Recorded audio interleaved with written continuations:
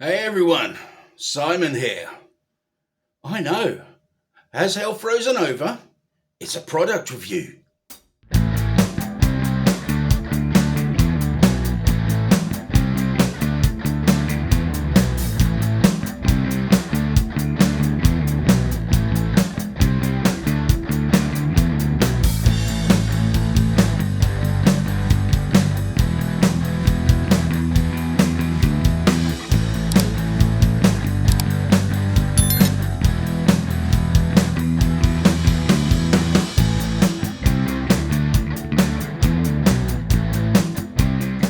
Alright, so I know.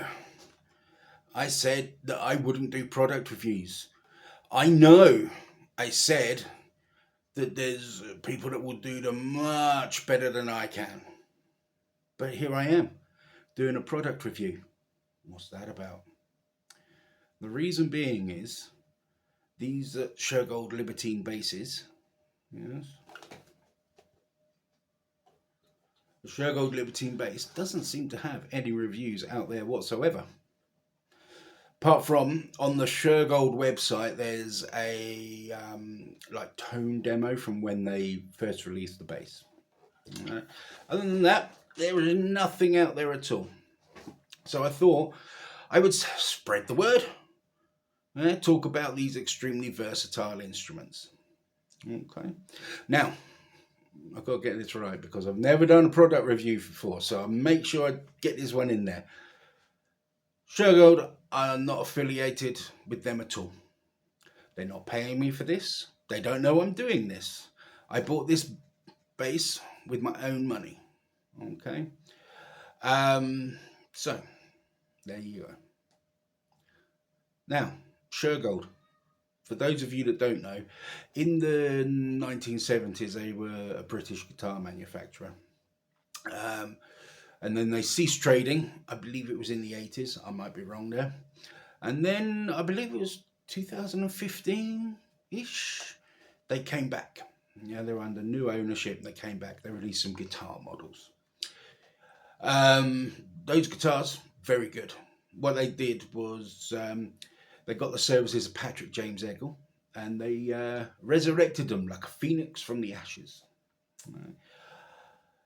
The actual guitars themselves, they were nods to the past, but they were modern guitars looking forward.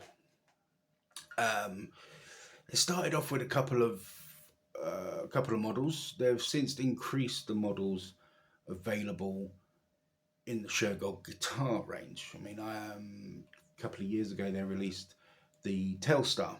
I actually bought one of those. Great guitar, and it's kind of become my number one. I will admit I have an affinity for Shergold, and my affinity for them is because my very first guitar was a 1970s Shergold. I still have the guitar. I learned to play on it. It has huge sentimental value, but it still rocks. Okay, so I have a bit of an affinity. Like they say, you never forget your first. All right, so let's get some of the boring technical things out of the way. The actual Shergold bass itself, as you can see, open style tuners do what they're designed to do. Yeah. What we have as well is we have twin humbuckers. We have volume, tone.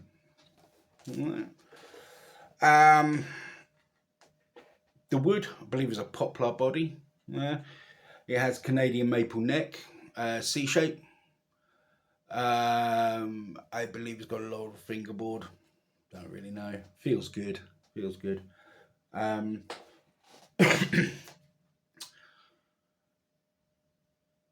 The actual feel of the guitar, when you're wearing it, it feels like you got a bass there. And my first impression was like, ooh, chunky. So it feels like you got a bass there. And the neck was a bit like, took me a bit of getting used to. I haven't played a guitar with a bass with a neck this big for quite a while. Yeah, most of my other basses have got quite slim necks. It just took me a bit of getting used to playing with a chunky chunky neck again. But once I got used to it again, yeah, loving the chunky neck. Okay, um, it's gonna sound really bizarre, but when you're wearing it, it feels like you got a bass there. Yeah. Sometimes, particularly with more modern basses where they've made the bodies smaller and smaller, you don't feel like you've got a bass there. Whereas with this, yeah, you know you've got a bass there. Now, playing wise, once again, like I said, it took me a while to get used to the neck. Yeah. But what a versatile instrument. You could literally play a set of varied songs, and this bass would cover everything. You wouldn't need to swap guitars. Okay. Um, Now let's get some important things done. Can the bass play fingerstyle?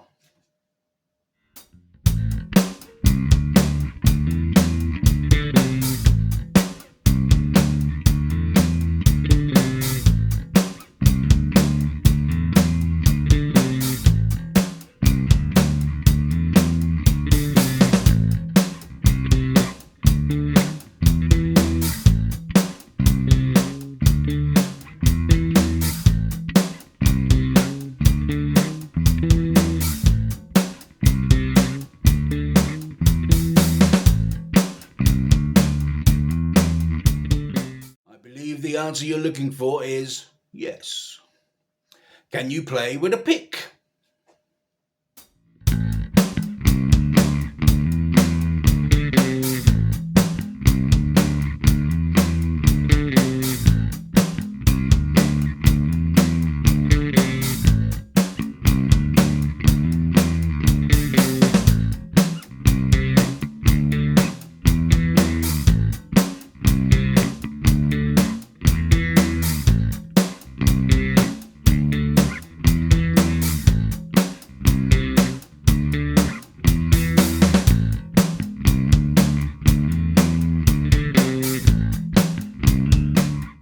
Oh, yeah, definitely. Can you slap with this bass?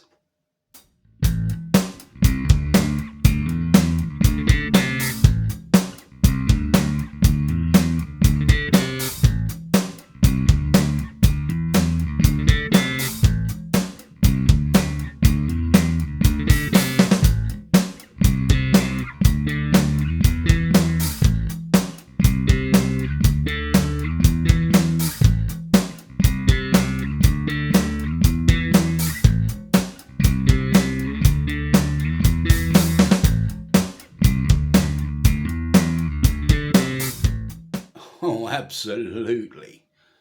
So, like I said, what a versatile instrument. You could play everything with this quite easily. And I have played every style with this. I've been working on quite a few projects, and I've used this bass for all of those projects since I've owned it. I've owned it a few months now, and so it does tick every single box you would ever want from a guitar. And plus, as well, it's something a little bit different. It's not your normal P or J, that kind of thing. It's something a little bit different, and it looks cool as well. Yeah. So let's get the other important things done. Talking about looking cool. Can you look cool on stage with this? Oh yes, cool rock star poses, easily done. Now, let's talk positives and negatives. I don't really want to talk negatives because I'm not a negative person, but there is a few negatives. Okay. First of all, okay, I know Shergold aren't in the realms of the big boys in terms of guitar manufacturers. And with that in mind, their dealer network is quite limited, shall we say. They have, if you look on their website, they've got quite a good dealer network in the UK, which is understandable. But within Europe, it's a bit patchy. Yeah. I had to order this guitar from Sommer Music in the Netherlands. And whilst they were great, yeah, I ordered my Telstar from them as well, and they've done a really good job. They were great. It was a bit of a pain having to go and order it from the Netherlands. Yeah. I'm a little bit old school. I like to go to shops and try things before I spend my money. Yeah. Which I know is getting a bit few and far between with the amount of shops closing down, but I'm a little bit old school that way. So dealer network could do with improving. Now, other things that could do with improving is QC. All right. Now, on the back of this guitar, you see we have a sticker that says QC passed. So you think somebody's looked at the guitar? No. Setup out of the box was unplayable. If I'm honest, it was unplayable. The D and the G strings, the action was slammed to the fretboard, just slammed down to the fretboard. You you couldn't fret a note. It was just and the strings had actually attached themselves to the magnets. All right. Um, it was just a case of adjusting the action. Uh, Whoever had set this guitar up, just it was almost like they had done the action for the E and the A string, but forgot the other two strings. Maybe it was time to go home or something. But really not good enough, irrespective of price point. Okay. This guitar was about €470, so irrespective of price point, I would expect to take it out of the box and be able to play it. Now, having an action that your action height is personal to you, and that takes time to set it up properly. But I would expect to be able to play it when I take it out of the box, not have to get the toolkit out before I can play the guitar I've just bought. Yeah. So that's something that needs to be addressed. So Shergold, if you're listening to this, go and have a word with the factory and say, "Oi, sort it out." Okay, I'm lucky. I know what I'm doing with setup of guitars, but there's some people out there that haven't got a clue. Haven't got a clue. All right. Now with setup of guitars as well, yeah, it's like your driver's seat in your car. It takes you a while to get the setup that you want. All right, but some people they just don't know how to do it. Other negatives. This has got the pick guard that is tortoise. Ooh, I wish there was different options. I'm going to upset a lot of people here because I know it's a very popular type of pick guard, and I know black goes with tortoise shell. Yeah, but to me, it just reminds me of old people. Yeah, tortoise shell, old people. I would like a few more options. I now have to try and figure out how to get a different colour pick guard or how to cover this one because I really don't want to take it out on the road and play with a tortoiseshell pickguard because I don't like them. Colour wise, it would be nice if there was more colour options as well. You've got this black with tortoise pickguard, or you've got like a gold colour with a black pickguard, um, and colour coded headstocks as well. I would like more options. Hopefully, in time that will happen. I know it happened with the guitars. Like I bought a Telstar guitar in gold, and at the time there was only two colours. I think it was gold and black, but now they do like orange and blue and stuff like that. The colours are really cool, really cool. I would like one of these in orange, for example. Yeah, orange with a black pick card. That'd be cool. Um, Good things.